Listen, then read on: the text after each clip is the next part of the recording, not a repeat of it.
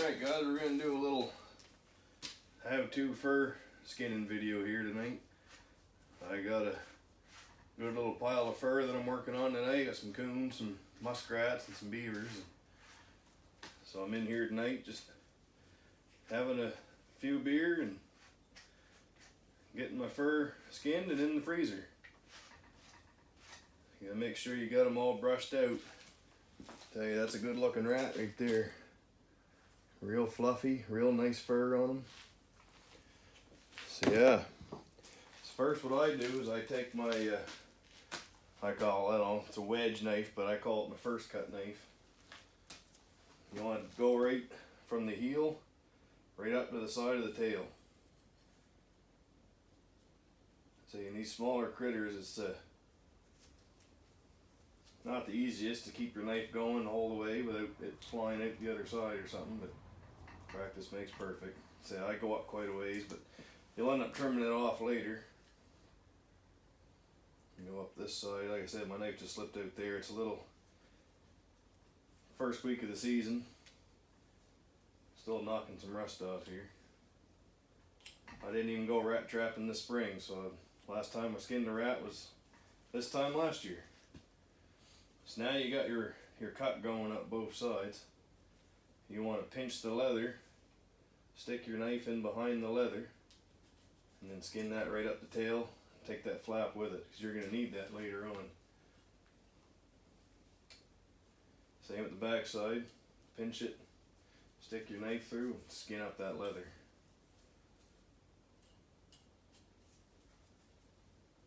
So now you're going to have your holes on both sides, both your legs opened up. Now from this part, this is basically just using your fingers. So stick your fingers way down in the back, pull her apart.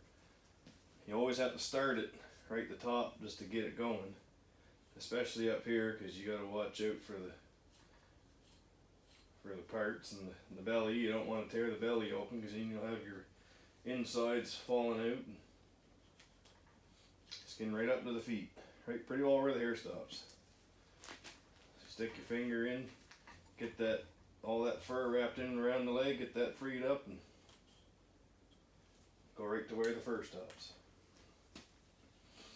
Now here's where most of the time she'll all go south, because if you don't do it just right, what you want to do, if you don't do it just right, she's going to tear right there, and then your whole belly's going to come with it, and then your insides are going to fall out. So you want to skin right here on your flank, on each side. Get that started. Then you want to work it with your hands a little bit. You can see just that one little pull, she tore right there. You can always use your hands up, grab a hold of it. Once you get her down to the shoulders, give her a little tug. She'll come right out. This will happen sometimes as well. The whole tail will fall off. No, that's no big deal. That's why they give them 2 back feet. Give you something to hold on to.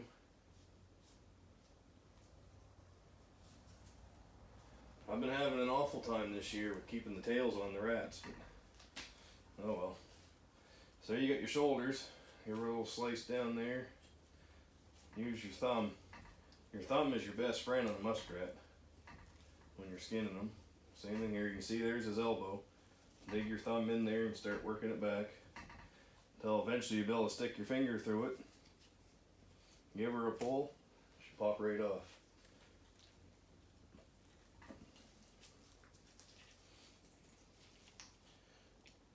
Now, if you're a little gentler, you can give her a little cut there and she'll pop right off again.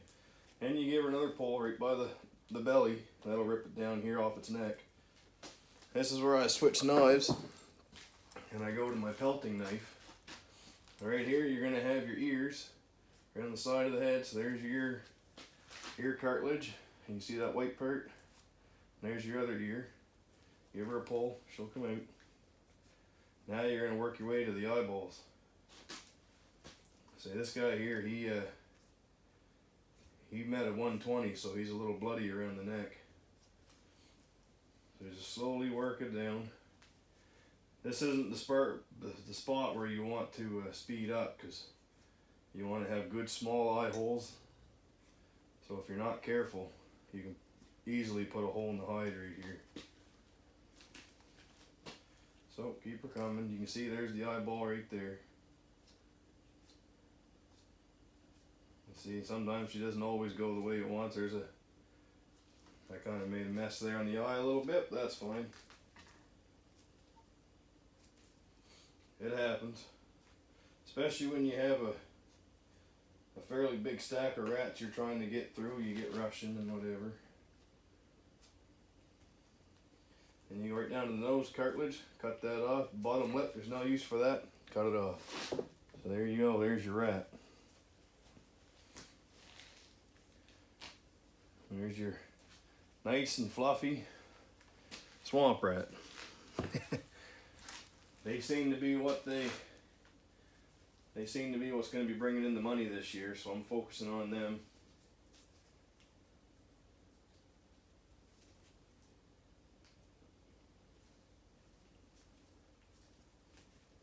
Now I got a sled outside that I keep all my carcasses in. When the sled gets full, then I take her to the woods, and that's my coyote bait. Here, we'll do another one right quick. So hang her up by the tail. Now this is one of the things you always want to do, is you want to brush your fur out. So this guy here, he looks to be in pretty rough shape. Between getting caught in the trap and making the journey from the trap line to the fur shed. So take your fur brush. You want to brush them good, real good. Get all that crap off them.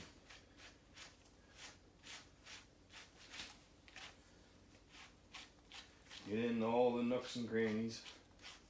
And what you're doing too, you're looking for cuts and any kind of scars that you might pick up. You want to find them now before you get fleshing them and skinning them, because then that can easily make a hole. When you're putting up fur, it's all about presentation. The better you can make this animal look, the better the value you're going to get, to a certain extent. If the fur is not prime, then you're not going to get top dollar for it. These rats are pretty prime. They got more under fur than I've seen in a while for rats this time of year, but yeah, so there you go. You get them all brushed out, make them look good. You can see that's a much better looking muskrat than before I brushed him. He's got something going on right here. I can feel it. So he must have a scar there.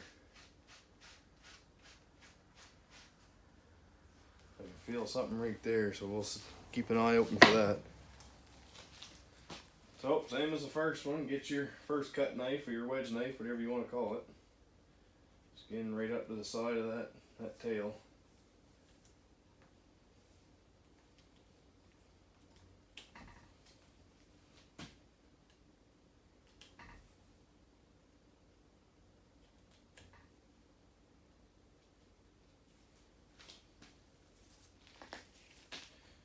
Get to the other side. He's got a little cut, tear in his leg right there. That must be from the trap, I would assume. He was caught in a leg hold.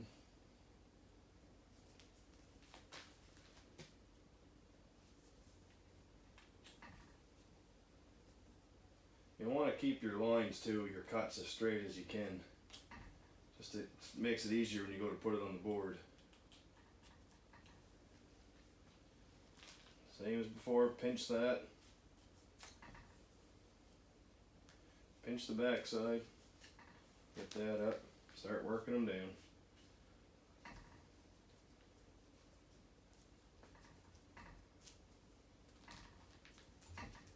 Use your fingers to peel them back. Start them on this side. Like I say, you don't need to be in a rush. I rather enjoy putting up fur when I get to come out, especially now that I'm in the new shed. Makes life a little easier, more room to work, and It's nice and warm in here. I don't have to worry about sniffing in all the kerosene fumes from my, that's how I used to heat my other shed, was a small kerosene stove. Price of kerosene went through the roof, and anybody that's ever burned kerosene knows that smell. So now you're at the belly. You want to start working your way down nice and easy. You can skin with a knife the whole way down if you really wanted to. It's just after you done a few, you kind of know where you have to cut and where you don't. If you get enough rats, it just becomes muscle memory. So start pulling down the hide.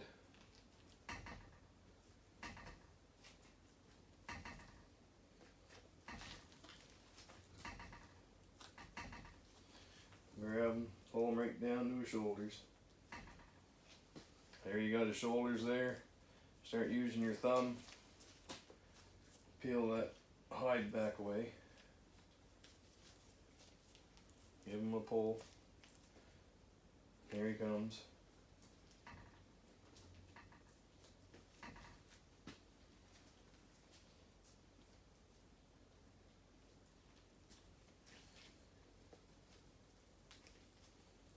Peel him back, pop him, give him a pull. Switch to my other knife. Get one side for the ear. Go to the top of the head, get the other side for the ear. Give him a pull. Then you're going to get your eyes. Take your time on the eyes. Don't get too much of a rush, because that's where you're going to make the mistake, as you seen on that last one I did. And like, don't be afraid to work your knife around a little bit.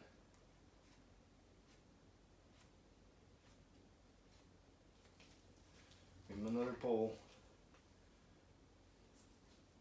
So at this point, a little tip is a lot of guys will pull and cut, which that's fine. It works.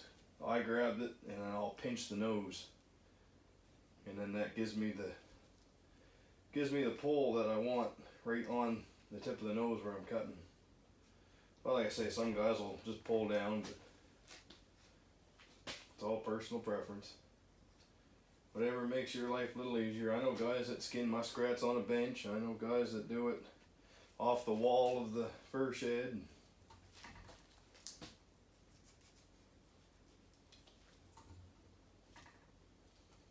You get to that cartilage on the nose and get down to that bottom lip. You don't need that bottom lip.